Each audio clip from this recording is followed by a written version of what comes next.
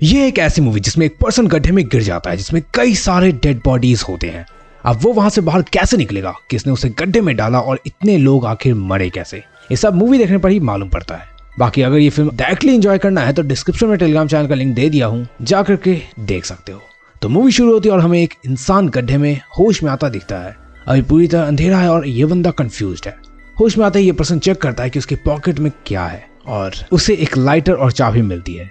Lighter जलाकर आसपास की जगह को ये देखता है और दंग रह जाता है क्योंकि इसके आसपास डेड बॉडीज का अंबार पड़ा होता है। लाशों से घिरा पाकर ये बुरी तरह खांसने और उल्टी करने लगता है और बिजली के कड़कते ही पूरा मंजर साफ साफ दिखने लगता है कि सब कुछ बहुत भयंकर है। वहीं ऊपर आसमान की तरफ देखने पर उसे एक लेडी दिखाई पड़ती है जो ऊपर से झांक रही थी और जाने लगती है। ये बंदा आवाज लगाता है और गड्ढे में इसे एक पिस्टल भी मिलती है। तभी वो लेडी ऊपर आने के लिए रस्सी फेंकती है और फिर गायब हो जाती है। गड्ढे से बाहर आकर ये आसपास दिखता है और इसे जो सबसे पहला घर दिखता है ये तुरंत उसके अंदर चला जाता है और लोगों को बहस करते हुए सुनता है।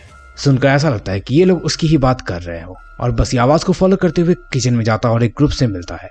खैर ये बंदा पिस्टल को वहां शॉटगन लिए बंदे पर तान देता है और पूछता है कि तुमने गड्ढे में मरे हुए लोगों को क्यों मारा। तो इस पर यही सवाल सेम शॉटगन वाला बंदा पिस्टल वाले बंदे से पूछता है, जैसे कि दोनों को ही नहीं मालूम कि यहाँ क्या चल रहा है। इसके बाद शॉटगन वाला बंदा पिस्टल वाले से उसका नाम पूछता है तो पिस्टल वाला बंदा बताता है कि उसे कुछ भी याद नहीं है, ये भी नहीं कि उसका नाम क्या है। अब पिस्टल वाला बंदा बताता है कि ये चाइनीज लड़की ने उसे गड्ढे से बाहर निकाला, लेकिन ऐसा आखिर उसने किया क्यों। और यहाँ पिस्टल वाला बंदा काफी ज्यादा एग्रेसिव हो चुका था अपनी याददाश्त भूल जाने के कारण। लेकिन इससे पहले कि चाइनीज वुमेन जवाब देती, जमीन में पड़ा एक इंसान जोर जोर से चीखता है, बिल्कुल जैसे ज़ॉम्बी बनने के बाद लोग चीखने लगते हैं। बस तभी एक लड़की उसे पानी देकर शांत करती है और अब कंफ्यूजन और भी ज्यादा बढ़ चुकी थी। तो पिस्टल वाला बंदा पूछता है कि वो कौन है, तो वो बताता है कि उसे भी कुछ भी नहीं याद। तभी वहाँ व्हाइट लड़की बताती है कि यहाँ मौजूद किसी भी पर्सन को उसका नाम नहीं पता। जस्ट इमेजिन ज़ॉम्बी वायरस का ये इफेक्ट अगर एक्चुअली में आ जाए तो कितना ज्यादा खतरनाक होगा। खैर रूम में मौजूद एक दूसरा बंदा बताता है कि ना ही इनके पास फोन है और ना ही कुछ और, इनके पास सिर्फ आईडीज है और उसे सिर्फ कुछ की ही आइडेंटिटी मिली, जैसे कि व्हाइट लड़की का नाम शैरन है, जिसने आईडी ढूंढा उसका नाम माइकल, दर्द में चीख रहे बंदे का नाम नेथन और शॉटगन लिए बंदे का नाम लूकस है। मतलब कि सबकी मेमोरी इरेज्ड है और यहाँ पर किसी को भी नहीं पता कि सब यहाँ पे क्यों है और इसका जवाब हमें आगे जाने को मिलेगा। लेकिन इसके अलावा इनके पास चाइनीज लेडी और पिस्टल होल्ड के बंदे की कोई भी डिटेल नहीं होती। माइकल पिस्टल मैन से पूछता है क्या उसे समझ में आ रहा है जो चाइनीज लड़की लिख रही है। इस पर पिस्टल मैन चाइनीज लड़की को टोकता है, बट चाइनीज लड़की उसको सिर्फ एक टक निगाहें से देख रही थी। और शरण बताते हैं कि चाइनीज लड़की गूंगी है और उसे इंग्लिश भी नहीं आती है। ऐसे में लूकस बताता है कि पिस्टल मैन के साथ कुछ गड़बड़ है क्योंकि सब पहले एक साथ होश में आए लेकिन पिस्टल मैन देर से। ये पूरा ग्रुप अब घर एक्सप्लोर करता है और पिस्टल मैन को पेंट्री में कैलेंडर दिखता है। हमें कैलेंडर में दिखाया जाता है कि 18 अप्रैल मार्क्ड है और इसमें सिर्फ एक दिन ही बाकी है, मतलब कुछ तो बड़ा एक दिन के अंदर होने वाला है। अब माइकल ग्रुप को एक एम्यूनेशन क्लोजेट दिखाता है जहां ढेरों गन्स होते हैं।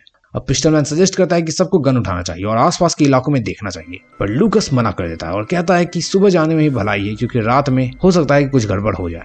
पिस्टल मैन नहाने वक्त सुनता है कि चाइनीज लड़की भाग गई है। इसके बाद 3 और ग्रुप के लोग उसे ढूंढने निकल जाते हैं।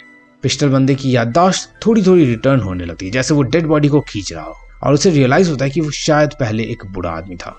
शैरन यानी कि व्हाइट लड़की को जैसे ही एक डेड बॉडी पेड़ से बंधा देखता है तो वो चिल्लाती है। तभी सबको चाइनीज लड़की मिल जाती है जो किसी और लेडी को खाना खिला रही थी।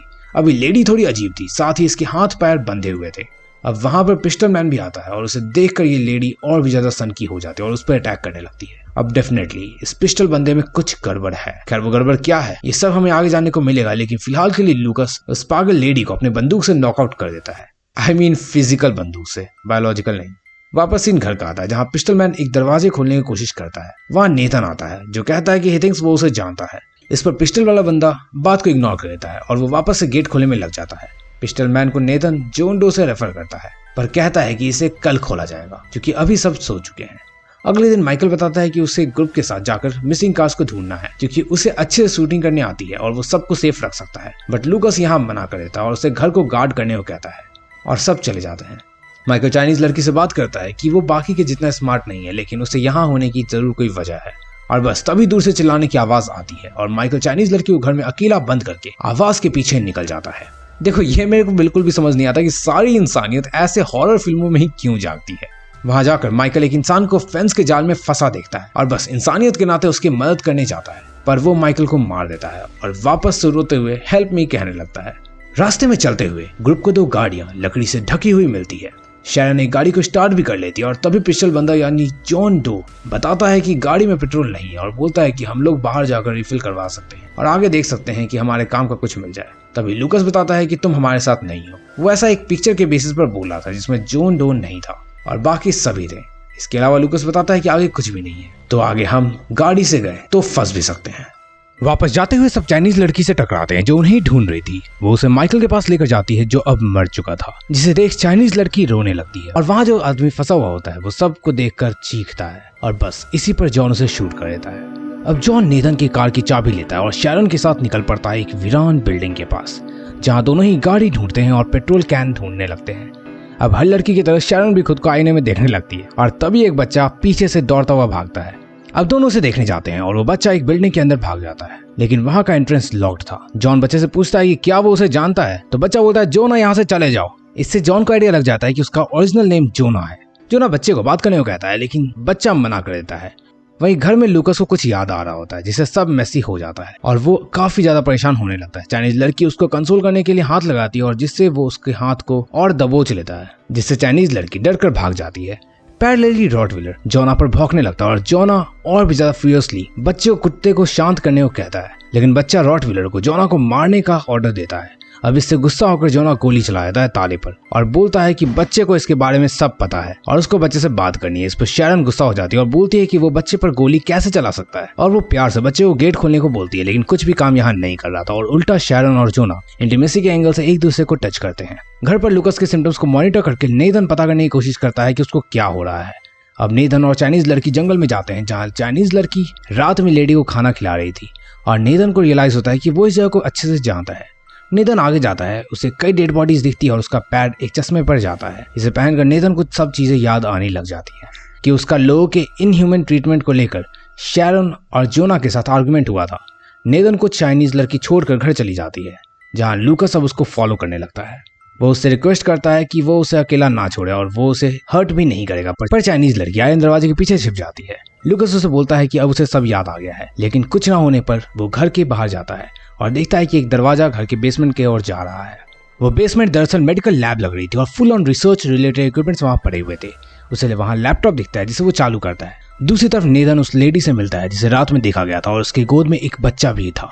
वहीं वो लेडी रो रही थी। नेथन को नोटिस करते हुए वो लेडी उस बच्चे को जमीन पर लेटाती है और नेथन पर जल्दी से अटैक करने के लिए आती है, लेकिन नेथन बार बार बचता है।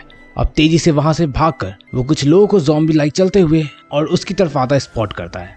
लैब में लूकस को हैंडीकैप मिलता है जिसमें जोना लूकस में चाइनीज लड़की का ब्लड डालकर ट्रांसफ्यूज करने की रिकॉर्डिंग कर रहा था। अब जोना और शैरन को जंगल में कुछ लोग पेड़ काटते हुए दिखते हैं।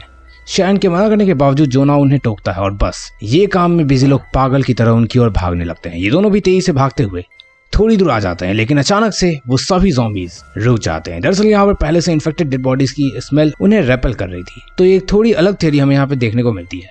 अब जोना शैरन घर पहुंचते हैं जहाँ लूकस इन्हीं का इंतजार कर रहा था। लूकस अपने गन को जोना पर पॉइंट करता है और पूछता है कि ऐसा उसने क्यों किया, बट अभी भी जोना को पूरी तरह से याद नहीं आ रहा था। वही वीडियो अब लूकस शैरन को भी दिखाता है और पूछने को बोलता है, लेकिन शैरन के पूछने पर भी जोना क्लूलेस था क्योंकि उसे कुछ भी सीरियसली याद नहीं था। और यहाँ वो बताता है कि उसे भी कुछ खराब मेमोरी आ रही है। बस ये सुनकर लूकस उसे मारकर बेहोश कर देता है और उसी गड्ढे में भेज देता है।